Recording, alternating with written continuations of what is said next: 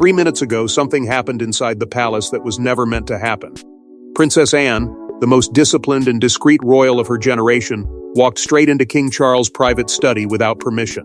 What she found inside was not just a letter, it was a final confession. A handwritten message bearing Charles's own seal.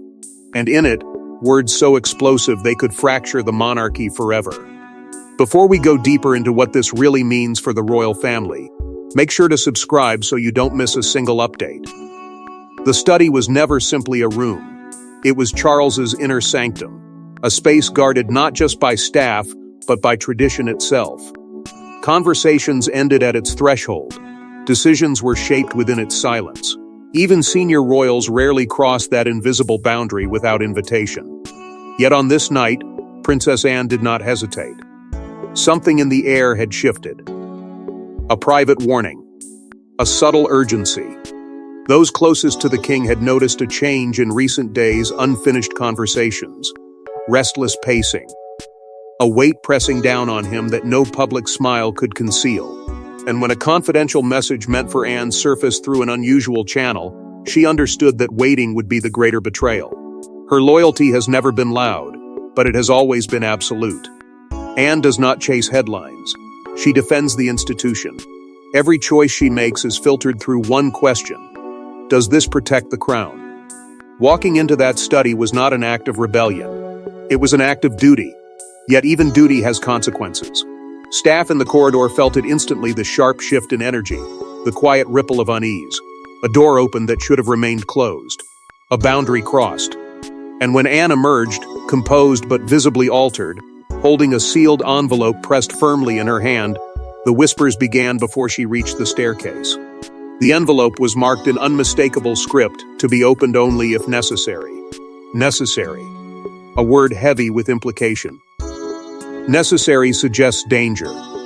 Necessary suggests a moment when silence is no longer an option. Anne broke the seal alone. Inside, Charles's handwriting cut through any illusion of calm. There was no polished language, no ceremonial restraint. Just truth. And in the center of that truth was a line so stark it seemed to echo long after it was read, an acknowledgement that certain influences had steered the crown away from its core. That compromise had been mistaken for strength, and that Camilla's presence had altered the course of decisions in ways he could no longer defend. It was not rage on the page. It was regret. Deep, personal regret. That made it more dangerous. Because regret is honest. And honesty, in a monarchy built on stability, can be destabilizing. Anne felt the full weight of it in that moment. She is Charles's sister. She has defended him publicly and privately for decades. But she is also guardian of the institution that predates them both. If this letter were revealed, it would ignite scrutiny, divide loyalties, and redraw the fragile alliances holding the palace together. If buried, it would erase his final attempt at truth. As the corridors filled with speculation and advisors sensed a tremor beneath the surface, Anne understood that this was no isolated outburst preserved on paper. This was something deeper, something older.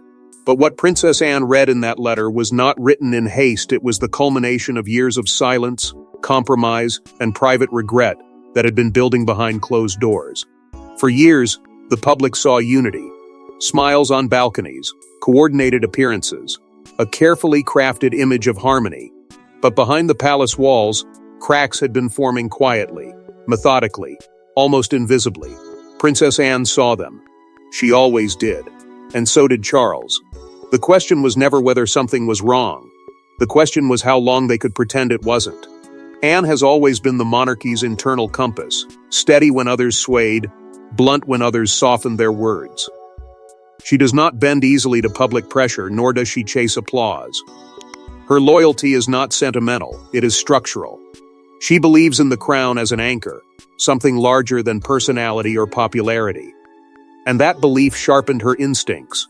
When something shifted within the institution, she felt it long before it surfaced in headlines. She noticed how Charles began pausing longer before making decisions, how conversations that once flowed freely became guarded. There were moments when his certainty faltered, replaced by a hesitation that did not belong to a king. At first, the changes were subtle, a canceled engagement here, a revised speech there. But beneath those minor adjustments was something heavier, an undercurrent of tension that refused to settle. Camilla's presence within the royal framework had grown more prominent, more decisive. With that growth came influence. Influence over messaging, over strategy, over which traditions should remain untouched and which should evolve. To some advisors, this was necessary modernization. To others, it felt like erosion disguised as progress. The palace did not divide loudly, but it divided nonetheless. Private meetings stretched longer. Trusted courtiers found themselves aligned on opposite sides of quiet debates. Words like relevance and heritage were no longer abstract ideals, they became points of contention. Anne stood firm in her belief that the monarchy's survival depended on restraint and continuity. Charles, meanwhile, wrestled with a different fear, the fear of becoming outdated, of presiding over a crown that felt disconnected from the present. And somewhere between those two visions, friction took root. Their disagreements were never theatrical, no raised voices, no public confrontation. Instead, there were measured exchanges layered with meaning. Anne would question a strategic shift, and Charles would defend it with a calm that did not fully conceal his inner turmoil. Beneath his defense was doubt. Beneath her loyalty was concern. She could see the strain carving into him, the weight of trying to satisfy both legacy and love. Camilla's growing advisory role intensified that strain. Whether fairly or not, her counsel began shaping decisions that Anne believed carried long-term consequences. The tragedy was not ambition, it was isolation. Charles had spent a lifetime waiting to lead, and when the moment finally came, he found himself torn between honoring tradition and protecting personal bonds. The more he tried to balance those forces, the more fragile the balance became.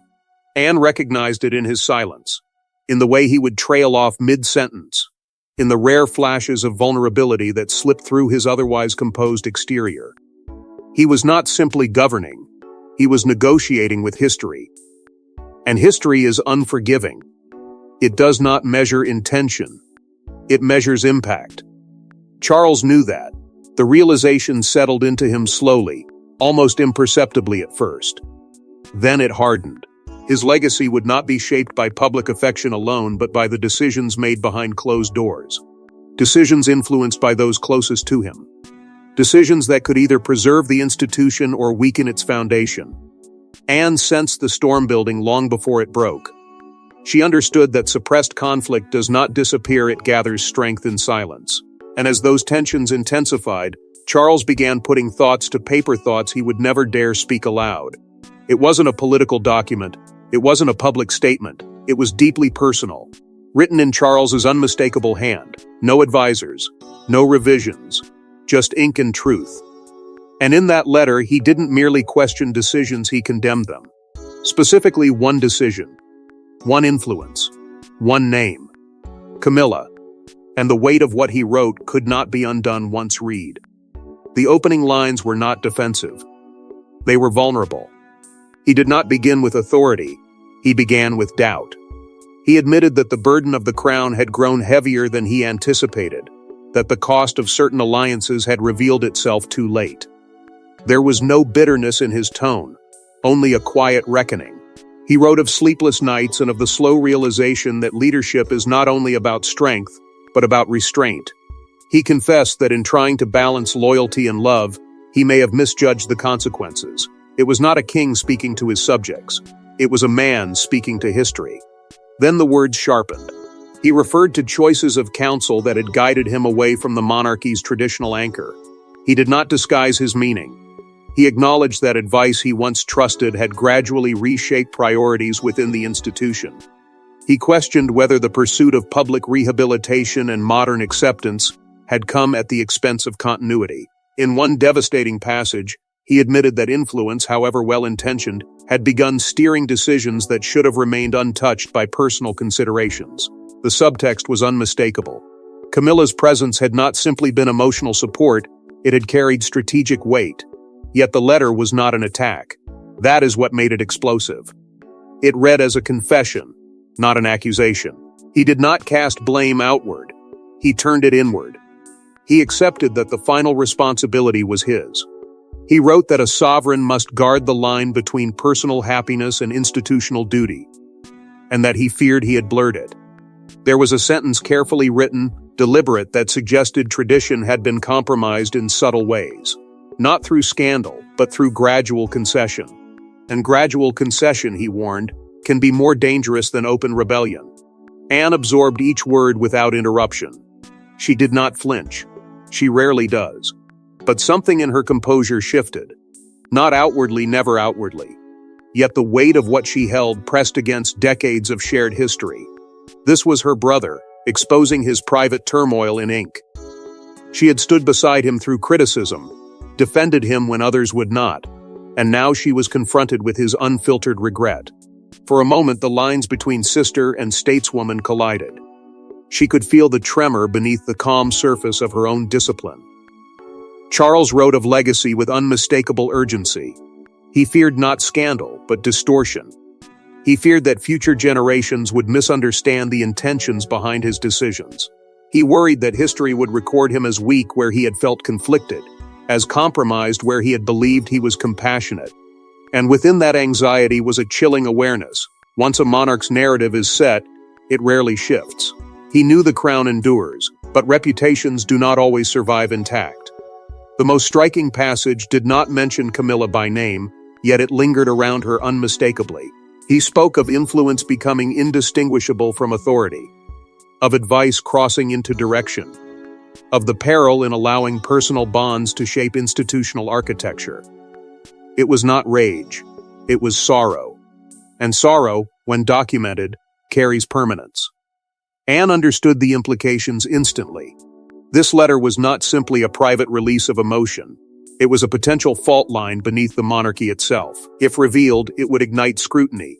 If hidden, it would bury his final attempt at clarity. Either path carried risk.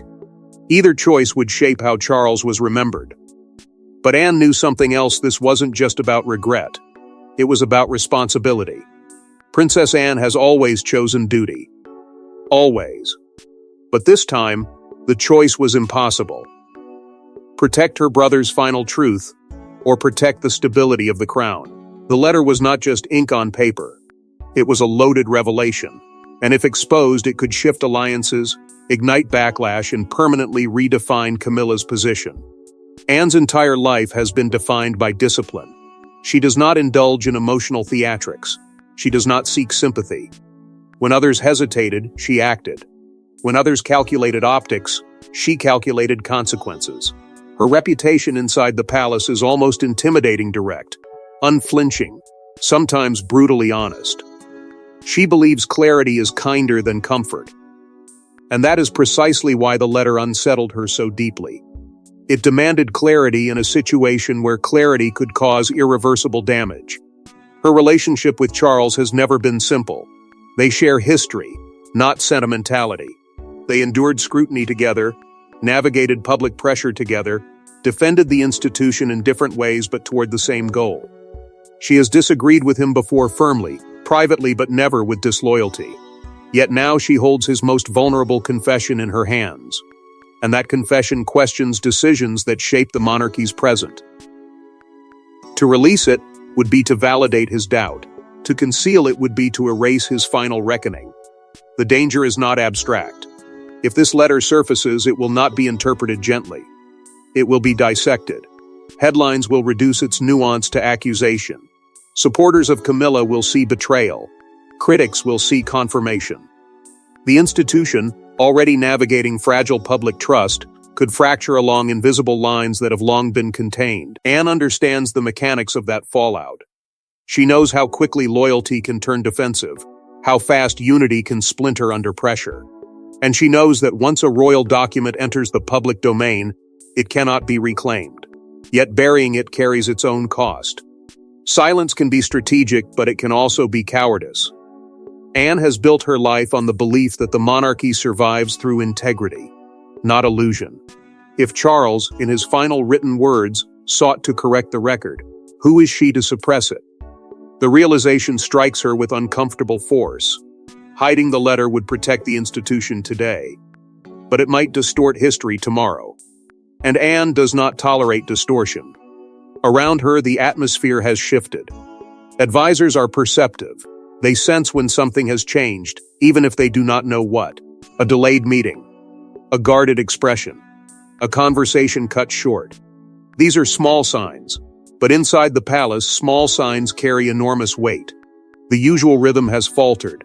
Questions hover in the air, unspoken but persistent. Something has happened. Everyone feels it. Camilla remains unaware for now. And that ignorance sharpens the tension. Because once knowledge reaches her, the dynamics will change instantly. Anne is not naive about the emotional impact. She knows this is not merely institutional politics. It is personal. It touches marriage, trust, influence. It touches love. And that makes the decision even heavier. Anne stands at the intersection of blood and crown. One path preserves immediate stability. The other preserves truth. Either way, she becomes the catalyst. Either way, she bears the consequence. For the first time in years, even her certainty wavers not in loyalty, but in direction. And just as Anne wrestled with her decision, whispers began spreading beyond the study walls. It starts with one aide noticing the study lights still on. Then a footman seeing Anne leave with a sealed document. Then phones begin buzzing. Inside the palace, information travels faster than loyalty. And when the word letter begins circulating in hushed tones, senior advisors realize something dangerous may have just surfaced. No one knows the full story, but they know enough to be unsettled. A closed door opened. A private space breached. Anne emerging with something official in her grasp. That alone is unusual. She does not act impulsively. She does not involve herself in matters without purpose. So if she entered Charles's private study unannounced, it means necessity overrode protocol. And necessity inside a monarchy is rarely innocent. Within minutes, quiet calls begin threading through trusted channels. Discreet inquiries. Carefully worded questions. Was something retrieved? Was it authorized? Is this about succession? No one dares say more over unsecured lines. Yet the tone shifts from curiosity to alarm when a senior private secretary confirms that a sealed envelope, long cataloged but never accessed, has been removed from its place. That confirmation hits like a tremor beneath marble floors. Because sealed documents are not ceremonial, they are contingency. Loyalists to Camilla react first, though they do so subtly. They have long understood that influence breeds resistance. If a letter exists that questions her role, it would not merely bruise reputation, it would ignite factions that have been dormant but never extinguished. They begin mapping potential damage in real time. Who else knows? Has it been copied? Was it witnessed? The anxiety is sharp but controlled. Panic is never public inside the palace. It is strategic. The awareness spreads upward. William is informed in careful language, a private matter, involving a document of sensitivity. He does not demand immediate details. He understands tone. And the tone tells him this is not routine. Other senior figures are looped in quietly. The pattern becomes clear. Something written by Charles, something not meant for circulation, has surfaced. The implications are enormous. A personal confession can become a constitutional storm in a matter of hours. Then the debate begins. Containment or transparency? One camp argues for swift action: secure the document, restrict knowledge, protect institutional continuity. Another warns that suppression could backfire if the truth emerges through other channels. Because that is the modern risk. Secrets no longer stay sealed simply because a door is closed. One leak, one anonymous source, and the narrative spirals beyond control. The monarchy's public image, already walking a tightrope between reverence and scrutiny, cannot afford another fracture. And hovering over every whispered conversation is a singular fear: the press. If even a fragment of this letter reaches the media, interpretation will outrun intention. Nuance will vanish. Headlines will sharpen what was written in sorrow into something that reads like accusation. Markets react to uncertainty. Public sentiment shifts quickly. The institution could find itself defending not just decisions, but motives. Meanwhile, Anne remains silent. That silence unsettles everyone more than any statement could. She is known for decisive action. Her restraint now feels deliberate, almost ominous. The longer she waits, the more imagination fills the gaps. Advisors sense the clock ticking not toward resolution, but toward revelation. Because containment has limits, influence has rivals, and secrets inside a monarchy are rarely buried without consequence. But the most explosive reaction was yet to come, because eventually, Camilla would learn the truth. For years, Camilla had navigated criticism with calculated composure. She endured public judgment. She waited patiently for acceptance. But nothing could prepare her for the possibility that Charles's own final written words might question her influence. This wasn't about headlines. This was about history. And once history speaks, it rarely whispers. Her path to legitimacy was never smooth. It was steep, contested, and shadowed by memory. Every public appearance carried the weight of comparison. Every gesture was measured against the past. She learned early that survival inside the monarchy requires endurance thicker than steel. She did not demand affection, she earned tolerance first. Then, cautious approval. Over time, she built alliances, quietly advisors who respected her resilience, senior figures who appreciated her steadiness, strategists who believed her presence softened Charles's vulnerabilities. Influence did not arrive overnight. It accumulated layer by layer through patience. Yet influence inside a monarchy is fragile. It rests not only on relationships but on perception. And perception shifts quickly. Camilla understood that better than most. She lived under relentless scrutiny, aware that a single misstep could undo years of careful rehabilitation. The emotional cost of that vigilance was rarely acknowledged. To be constantly assessed is to live without true privacy. To be perpetually judged is to carry invisible strain. But she endured. She adapted. She positioned herself not as a disruptor, but as a stabilizer beside Charles. That is why the mere existence of this letter is seismic. If Charles questioned her influence in his own handwriting, the foundation beneath her acceptance trembles. Not because critics will shout louder, they always have, but because doubt from within is more damaging than criticism from without. An external opponent can be dismissed. An internal confession cannot. The possibility that Charles feared certain counsel had compromised tradition reframes years of shared decisions. It casts shadow where there had been effort to project unity. The shock is not only political, it is personal. To discover that the man she stood beside may have privately wrestled with regret strikes at the core of loyalty. Was she unaware of his turmoil? Or did she sense it and misinterpret it as the burden of kingship rather than doubt about influence? These questions do not remain theoretical. They reshape trust. And inside royal circles, trust is currency. Advisors around her begin calculating outcomes with quiet urgency. Preemptive narrative control becomes the immediate strategy. If the letter surfaces, they must frame it as reflective rather than accusatory, contextual rather than condemning. Language will matter. Timing will matter. Silence will matter. The aim is containment not through denial, but through interpretation. Because interpretation determines legacy. Still, one question looms heavier than all others. Was Charles's condemnation personal, or was it institutional? Did he regret a relationship, or did he fear structural drift within the monarchy itself? The distinction is critical. A personal lament can be understood as private complexity. An institutional critique threatens architecture. And architecture, once questioned by its own sovereign, invites dismantling. Camilla's long battle for acceptance was built on resilience. Yet resilience is tested most brutally not by enemies, but by uncertainty. If the letter becomes public, she will not merely defend her reputation, she will defend her place in history. The contrast is stark years of disciplined assent confronted by a single page of doubt. And as speculation intensified, Anne faced mounting pressure to reveal what the letter truly contained. In monarchies, legacy is everything. It outlives scandal. It defines memory. And Charles understood that better than anyone. If this letter was meant to be read only in crisis, then perhaps the crisis had already arrived. The question was no longer about Camilla. It was about what kind of King Charles wanted to be remembered as. 3 minutes changed everything. A door opened. A letter read. A legacy questioned. And now, the monarchy stands at a crossroads. If Anne speaks, the crown trembles. If she stays silent, history may never know Charles's final confession. Either way, the balance of loyalty, love, and power has shifted, and there is no returning to the moment before that study door opened.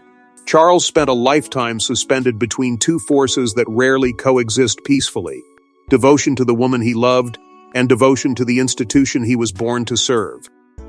For decades, he carried that tension quietly, convincing himself that time would reconcile what duty and desire had pulled apart. But the letter revealed a different truth. It exposed a sovereign acutely aware that history is not sentimental. It measures decisions, not intentions. It remembers outcomes, not emotions. And Charles, more than most, understood that future generations would not read headlines, they would read consequences. That awareness pressed heavily upon him, shaping every word he chose to commit to paper. Now that burden has shifted to Anne. She alone holds the unfiltered confession of a king who feared that compromise might define him more than courage.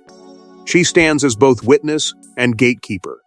Preserve unity, and risk distorting the final chapter of his story.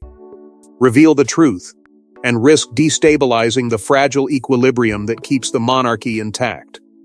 Around her, discussions intensify behind guarded doors. Some argue that the institution must be protected at all costs, that continuity outweighs transparency. Others insist that silence could corrode trust more deeply than disclosure ever could. Because public faith, once fractured, is difficult to restore. Beyond those walls, the world remains unaware for now. Ceremonies continue. Statements are released. The rhythm of royal life appears uninterrupted. Yet beneath that steady exterior, tension coils tighter with each passing hour. Camilla's future standing hangs in quiet uncertainty. William watches carefully, knowing that whatever unfolds will shape not only his father's legacy but the environment he may one day inherit. The monarchy's survival instinct is awakening, calculating risk, anticipating fallout, preparing for scenarios that could redefine loyalty itself. And still, Anne says nothing. Her silence is deliberate. It is measured. It is powerful. Whether she will honor Charles's private reckoning or shield the crown from internal fracture remains unknown. But one reality is undeniable. Once a truth is uncovered, it does not vanish simply because it is hidden. It lingers. It waits. It presses against the walls of secrecy until either revelation or repression gives way. And somewhere inside the palace tonight, that letter still exists, waiting to decide whether it will remain a secret or become the spark that rewrites royal history forever. Thanks for watching. Please don't forget to like and subscribe, and we will see you in next one.